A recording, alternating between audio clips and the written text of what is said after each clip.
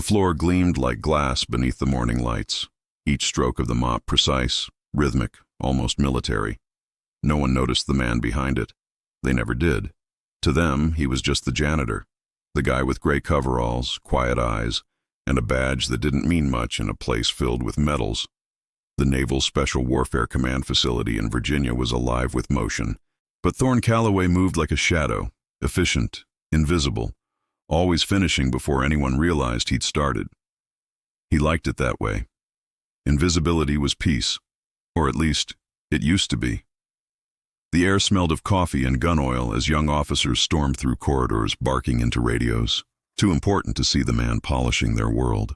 One of them, Commander Ellis, cut through a section Thorne had just cleaned, leaving muddy prints on the floor. "Morning, sir," Thorne said automatically.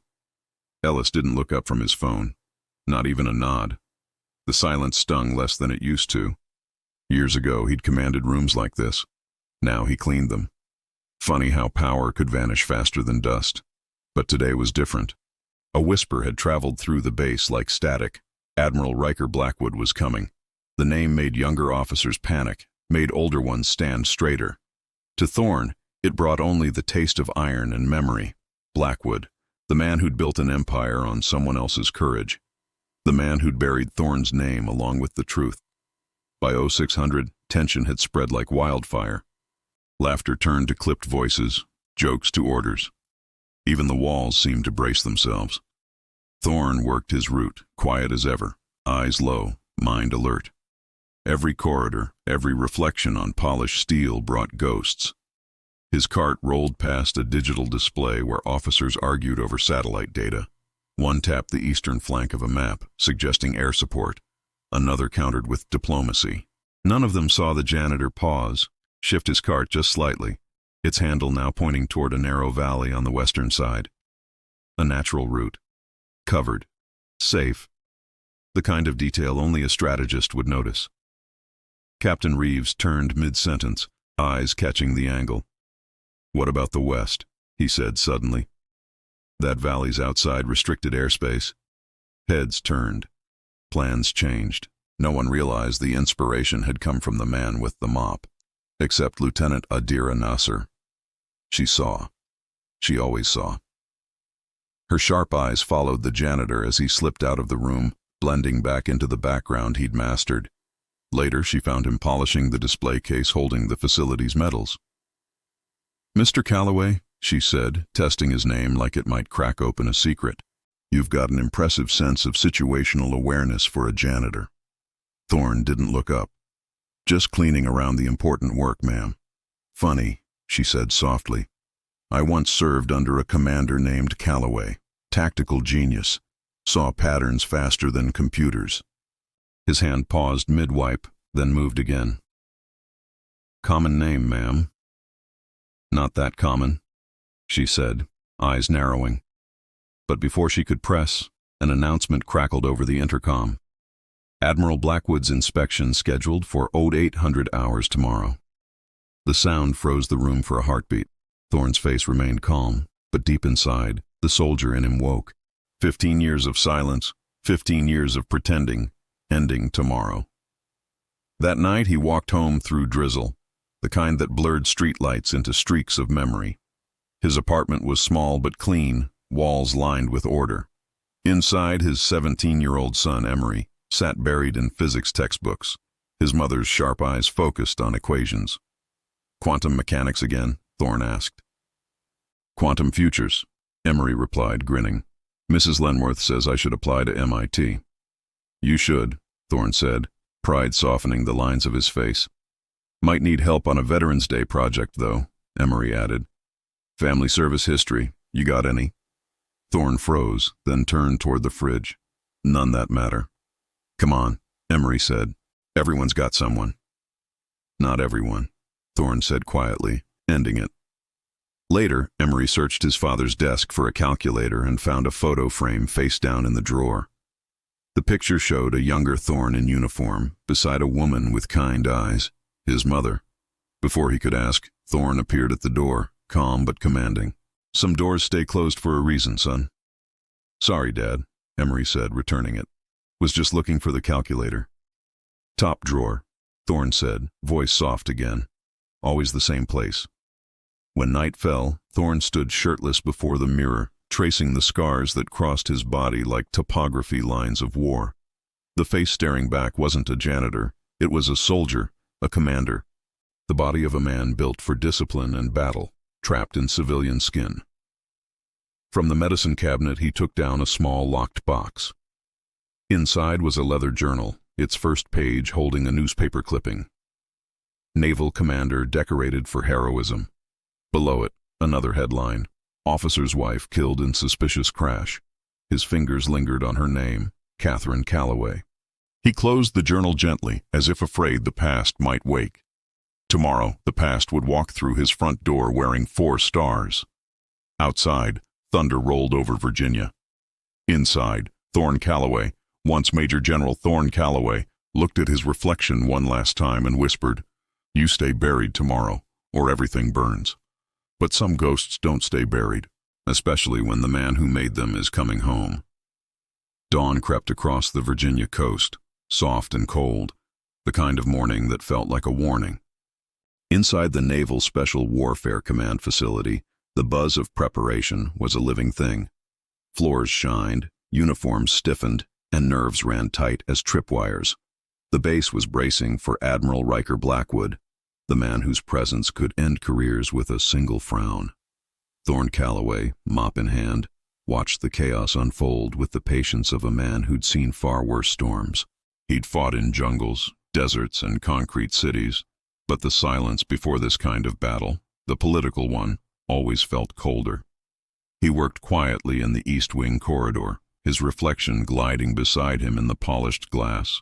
Commander Ellis barked orders like a man auditioning for favor, snapping at subordinates and even the cleaning crew. "These smudges could cost me my posting," Ellis hissed. "Blackwood notices everything." Thorne didn't flinch. "Completed at 0500, sir. I'll handle it again." For the first time, Ellis actually looked at him. "Do you even understand what's at stake here?" Thorne met his gaze, calm and unreadable. "Careers, sir, always do." Ellis blinked, irritated by something in the older man's composure, that quiet steadiness officers respected but didn't understand. "Just get it done." As he stormed off, Lieutenant Nasser appeared in his wake, arms crossed, eyes sharp. "He's nervous," she said. "Blackwood's famous for turning inspections into purges." "Sounds stressful," Thorne replied, keeping his movements steady. "You know," Nasser continued, voice lower, "Blackwood built his entire reputation on a classified mission 15 years ago, Operation Hermes. Ever heard of it?" Thorne's hands paused for half a second before moving again. "I clean, Lieutenant. Not exactly briefed on operations." "Funny," she said, "because the real ground commander vanished right after Hermes. No retirement, no discharge, just gone. And the only man who could confirm what really happened conveniently disappeared too." Thorne kept his face neutral, though his pulse had started to thrum in his ears. "I'm sure there's a good reason for that," he said. "Oh, I bet there is," Nasser replied, eyes narrowing. "And I think I'm looking at it." Before he could respond, voices echoed down the hall.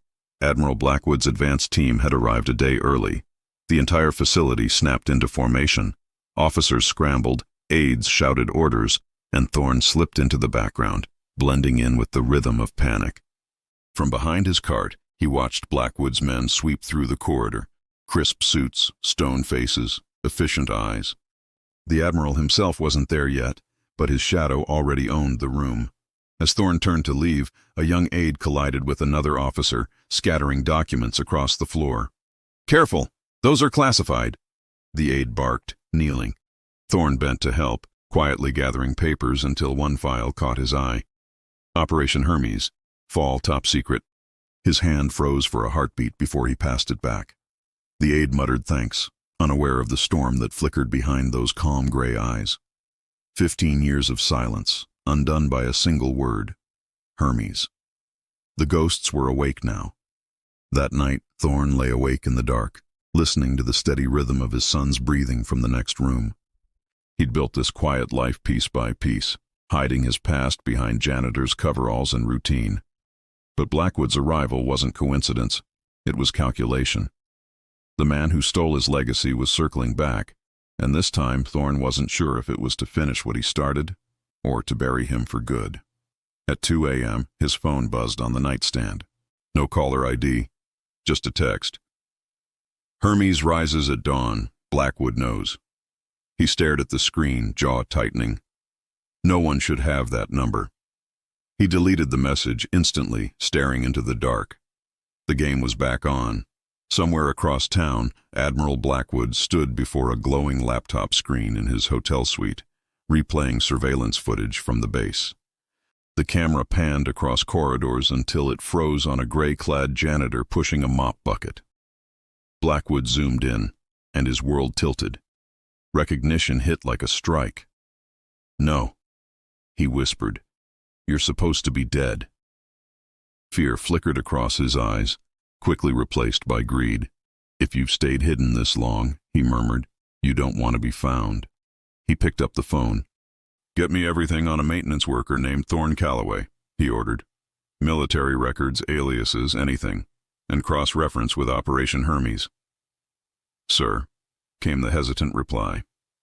"Those files are sealed by presidential order." "Then unseal them," Blackwood snapped. "If I have to burn heaven to the ground to do it, I will." When he hung up, he stared again at the frozen image of Thorne on the screen, the stooped figure pushing a mop like a man who'd given up everything. "You thought you could hide from me," Blackwood said softly, almost admiringly. "Tomorrow, you disappear for real." And across the city, Thorne sat in darkness, staring at the same kind of silence he'd once used as cover. His hands, scarred but steady, clenched into fists. The soldier in him had stayed quiet for 15 years.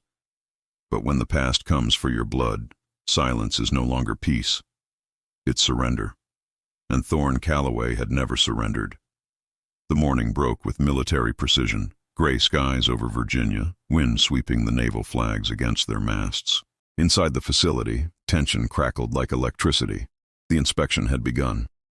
Every officer stood at attention as Admiral Riker Blackwood, dressed in immaculate blues, walked through the main corridor with the arrogance of a man who'd never faced real consequences. His voice carried authority and disdain in equal measure. "Gentlemen, excellence isn't optional in my command," he said. Behind him trailed aides, recorders, and nervous commanders, hoping not to be noticed. Thorne Calloway, mop in hand, moved quietly along the periphery of the chaos, his presence invisible even in plain sight. It was almost amusing. 15 years ago, he'd outranked every man in this corridor. Now they brushed past him like furniture. He preferred it that way, until Blackwood stopped walking. The Admiral's gaze landed on the janitor, curiosity flickering. "You," he said sharply. "How long have you worked here?" Thorne kept his head slightly bowed, voice calm. 8 years, sir." Blackwood smirked. 8 years mopping floors in a facility where heroes work. What's your rank, soldier?" The question drew snickers from nearby officers, expecting a joke. Thorne's hands stilled on the mop handle. He lifted his gaze just enough for their eyes to meet, and in that moment, something ancient and lethal stirred behind his calm expression. "Major General," he said evenly. The laughter died mid-breath. The air itself froze. Blackwood blinked, his smirk faltering before he recovered, chuckling like he'd just heard a tall tale. "Good answer," he said lightly. "We'll make sure the floors are inspection ready, General." The officers laughed again, but it was thinner now, uncertain.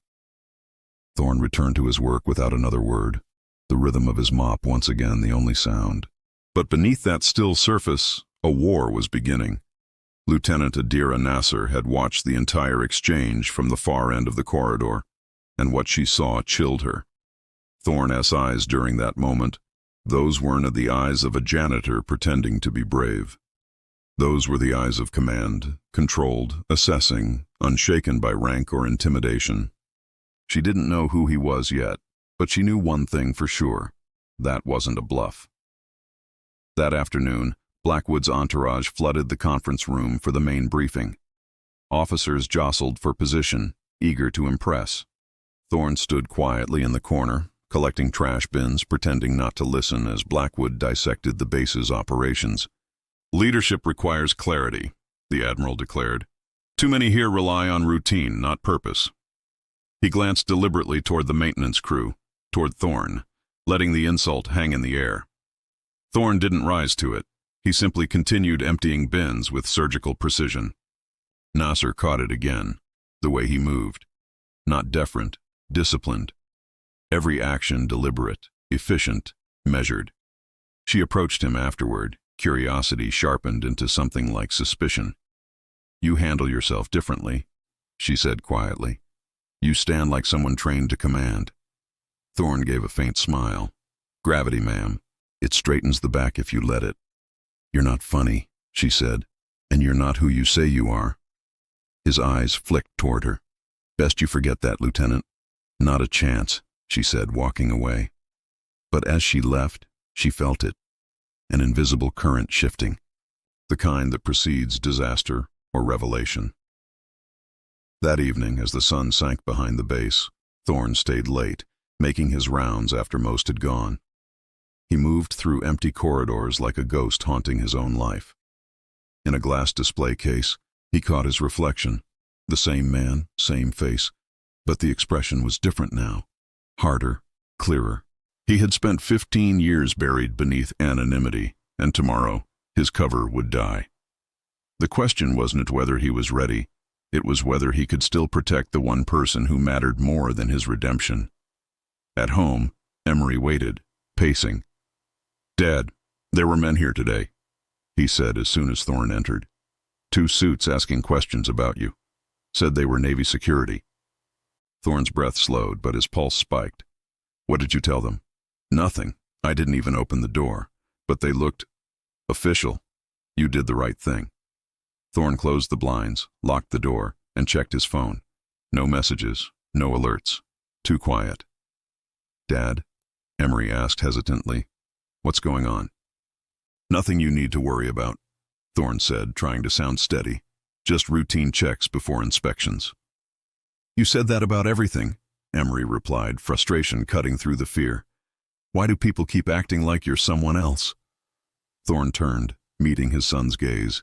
"Because they see ghosts where there aren't any." Emery stared back, the silence between them stretching like a drawn wire. Finally he said, "Then why do you look like one?" Thorne didn't answer.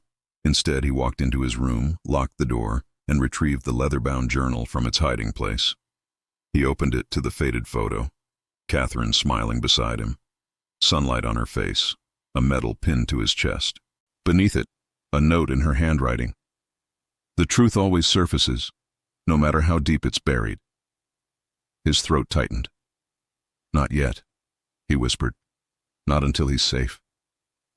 Across town, Admiral Blackwood poured himself a drink in his hotel suite, staring out at the glowing harbor. On his laptop, a new report flashed. Subject confirmed. Thorne Calloway, presumed KIA, Operation Hermes. No official record of discharge. Anomaly in personnel files. His fingers tightened around the glass. "Got you," he murmured. He opened his secure phone and called a private number. "Activate containment protocol," he said coldly. "If he's alive, he's a threat. I want eyes on his son." As he hung up, lightning flashed across the horizon. Somewhere out there, a ghost was mopping floors, and tomorrow Blackwood would make sure that ghosts stayed buried for good. The rain started before dawn, light at first, then steady, an omen in uniform gray. Thorne Calloway's alarm chirped at 5:30 a.m. He was up before it finished, muscle memory guiding his movements. Shower, coffee, inspection of uniform coveralls, ID badge clipped perfectly straight. For 15 years he had lived each morning this way, precise as a soldier, invisible as a shadow. But today was different. Today, the war came back. At the kitchen table, Emery was already awake, hunched over textbooks. The same sharp focus as his mother, the same need to ask the questions Thorne couldn't answer. "You're up early," Thorne said, pouring coffee. "Couldn't sleep," Emery replied. "Big test, and..." He hesitated. "I found something last night. Mom's obituary. It says you were a commander." The mug froze mid-air. "A typo," Thorne said quietly. "Then why are there no records?" "I checked. There's a gap, like someone erased you." Thorne set the mug down slowly. Some history is dangerous to dig up, son. Dangerous for who? Emery demanded. For you, Thorne said simply. Before he could explain, his phone buzzed, an alert from the facility. Inspection moved up to 0700. All personnel report immediately. He grabbed his keys. We'll talk tonight. You mean you'll dodge the question again? Emery shot back. Thorne paused at the door. I've never lied to you, Em. I just kept you safe. The words landed like a truth and an apology all at once. At the facility, chaos ruled. Officers sprinted through hallways. Tension was thick enough to taste. Captain Hargrove, the facility director, intercepted Thorne near the east wing. Calloway, the Admiral's team found smudges in the conference room glass. Get in there now and make it perfect. Yes, sir. Thorne moved quickly, his mind half on work, half on the storm gathering around him. In the conference room, Lieutenant Nasser was overseeing last-minute arrangements. When she saw Thorne, something flickered in her expression. Relief, maybe, or readiness. You're just in time, she said. We've got 20 minutes before the Admiral walks through that door. Thorne began his meticulous work. Nasser watched him in silence, then said casually, I didn't sleep last night. Insomnia's a bad habit, Thorne said without looking up. Mine was caused by a file, she continued, eyes on him. Operation Hermes, you know it. His hand slowed just slightly. Doesn't sound familiar, ma'am. Funny, she said, because every record about it has one name erased. The ground commander. Every line redacted. Almost like someone didn't want history to remember him. Thorne said nothing, just kept polishing. Catherine Calloway, she said suddenly, voice low. That name sound familiar? The cloth in his hand froze. She saw it, the flicker of something behind the calm. Before either could speak, Commander Ellis burst into the room. Lieutenant Nasser, the Admiral's convoy is 2 minutes out. Are we ready? Almost, she replied. Then why is maintenance still here? Ellis barked. Get him out, now. Sir, he's nearly done. Out! Thorne said nothing, just gathered his supplies. As he passed Ellis, the commander sneered. Make sure the restrooms shine, Janitor. That's your battlefield. Thorne didn't respond. He didn't need to.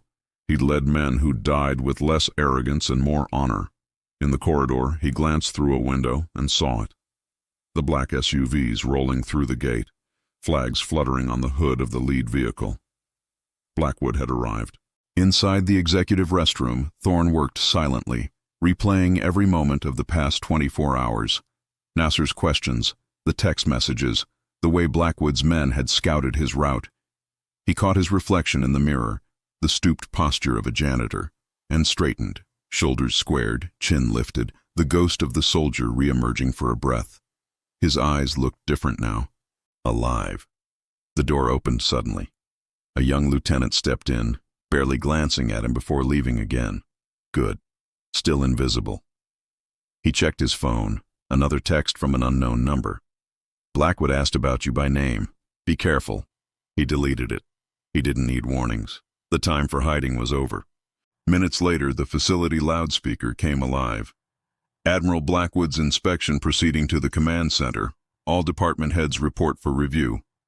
Thorne turned toward the door, but stopped when Lieutenant Nasser appeared in the corridor. Mr. Calloway, she said formally, though her tone carried meaning. Your presence is requested during the inspection. Mine? Thorne asked, genuinely surprised. Maintenance review, she said, eyes locked on his. The Admiral specifically requested it. The trap was clear now. Blackwood wanted a public confrontation. Understood, Thorne said, his voice calm. He followed her into the command center. The room was a pressure cooker, officers rigid at their stations, Captain Hargrove stiff with anxiety, and Admiral Blackwood striding through with the cool confidence of a man who believed the world existed for his performance. He asked sharp, cutting questions, humiliating anyone who hesitated. Then his gaze landed on Thorne. Recognition flashed in that 1-second glance, followed by something darker. Fear cloaked as arrogance. Facilities maintenance, Blackwood said, pretending curiosity. That's you, isn't it, Mr. Calloway? Yes, sir. Thorne's voice was quiet even. How long have you served here? The phrasing hit like a bullet. Served. 8 years, sir. Before that? Various places. Nothing worth noting. Blackwood smiled thinly. Men like you always have stories, don't they? The ones who keep their heads down. The silence that followed was electric. Thorne didn't flinch. Just doing my job, sir. For a moment their eyes met, a flash of recognition, hatred, and memory of things done in the dark. Captain Hargrove, sensing tension, intervened. Admiral, perhaps we should proceed to the operations division. In a moment, Blackwood said, still watching Thorne. Finally, he turned away. Carry on, Janitor.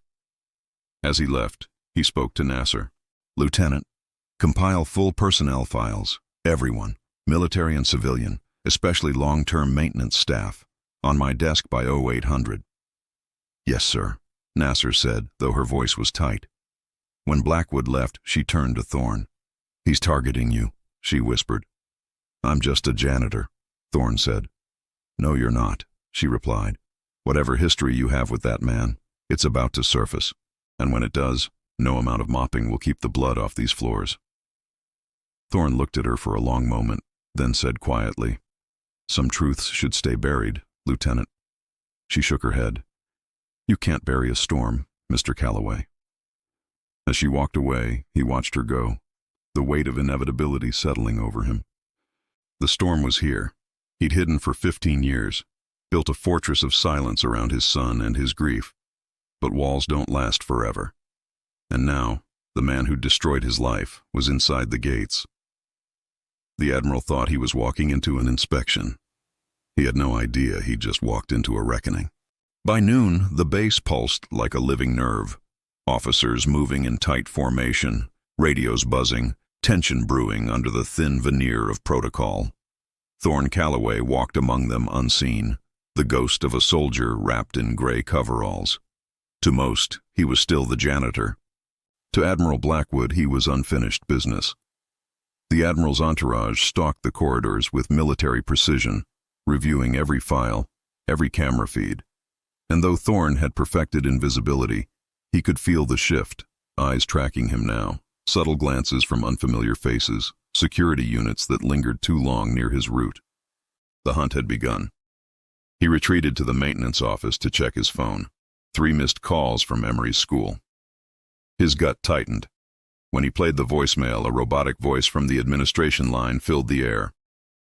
Mr. Calloway, your son left campus unexpectedly this morning after receiving a message from an authorized contact. Please call us back immediately. The room tilted for a moment. Emery, gone. Thorne dialed instantly. No answer. He called again. Nothing. His voice stayed steady, but his pulse roared. He'd buried himself to protect his son. And now, someone had found him through the only weakness he had left. The door burst open. Lieutenant Nasser stood there, eyes fierce. Mr. Calloway, she said breathlessly, the Admiral's demanding your presence at the final inspection briefing. He's not done yet?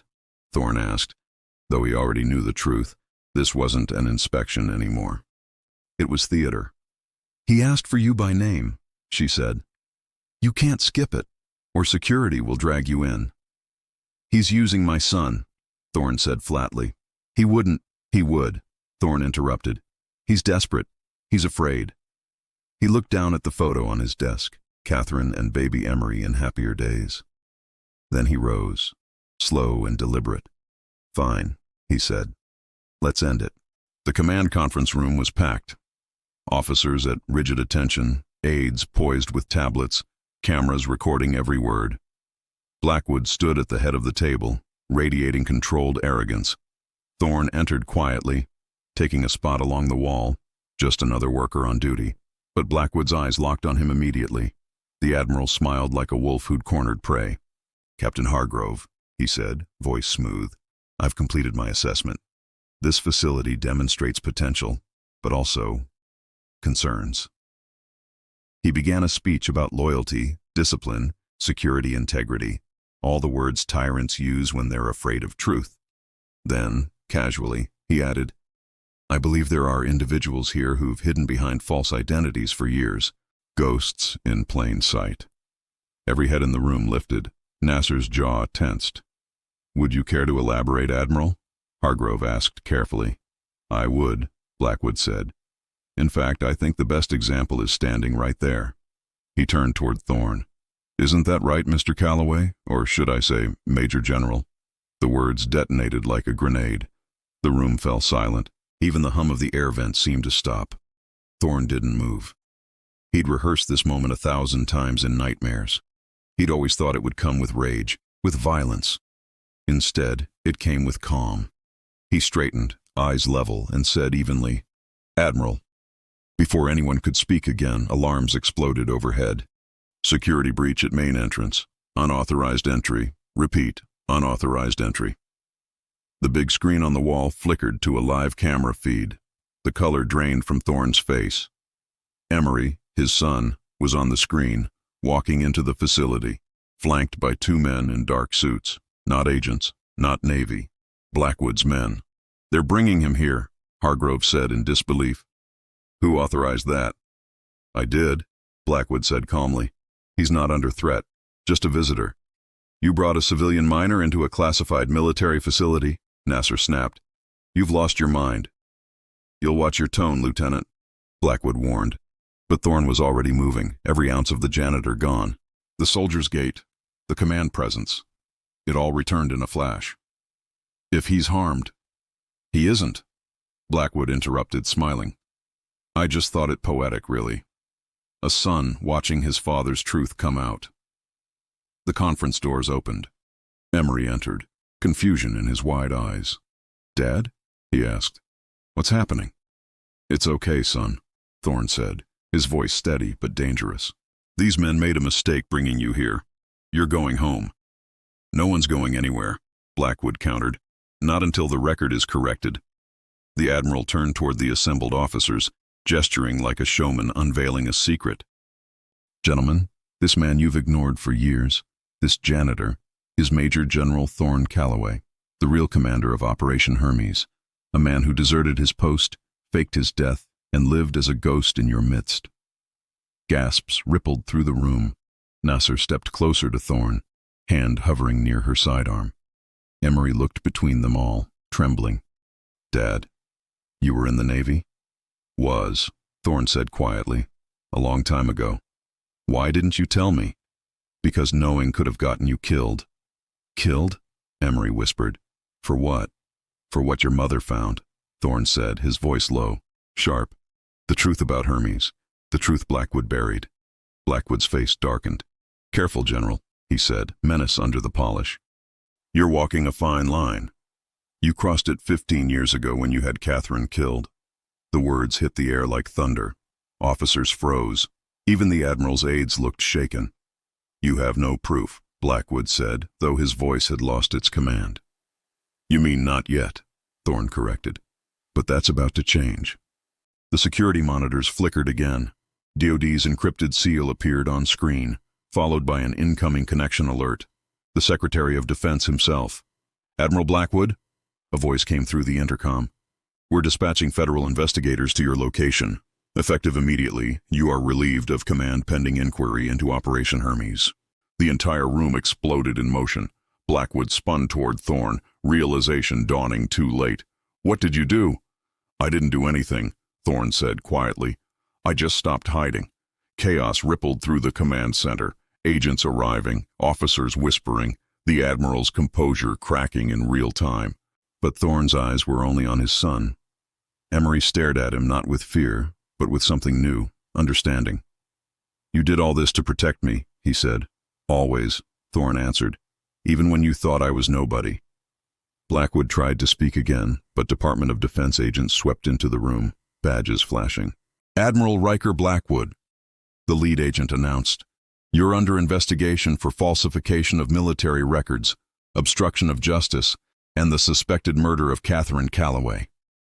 The Admiral's color drained. He lunged forward, shouting, "You can't prove anything." 2 agents restrained him as Thorne stepped forward, eyes calm, voice steady. "Proof isn't my job anymore," he said. "Truth is." For the first time in 15 years, Major General Thorne Calloway wasn't invisible. He was seen, and the man who'd built his empire on stolen valor was finally crumbling in front of him. But as the agents led Blackwood away, Thorne didn't feel triumph. He felt something deeper. Release. a ghost fading into light. The storm had passed, but its echo lingered.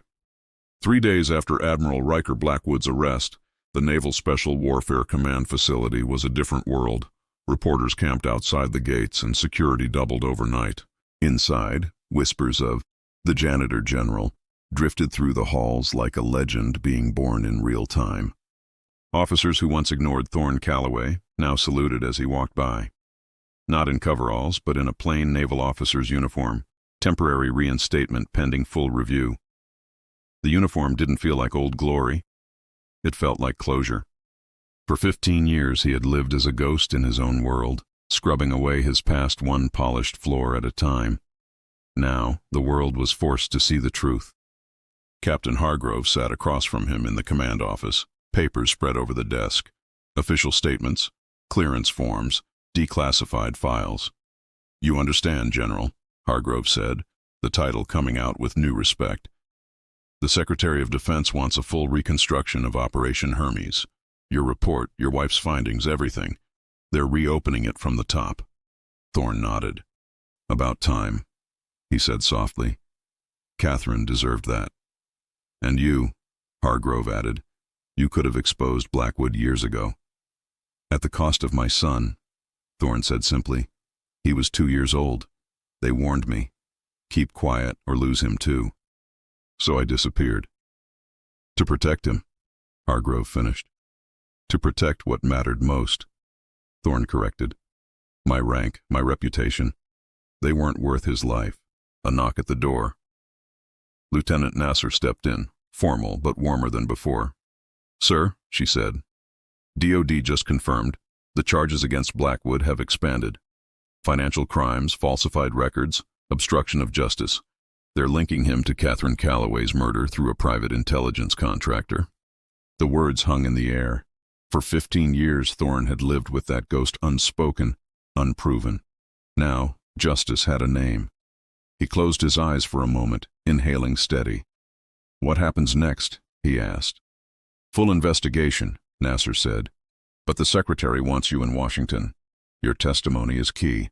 They're calling you the Silent General." Thorne's mouth curved slightly. "I've been called worse."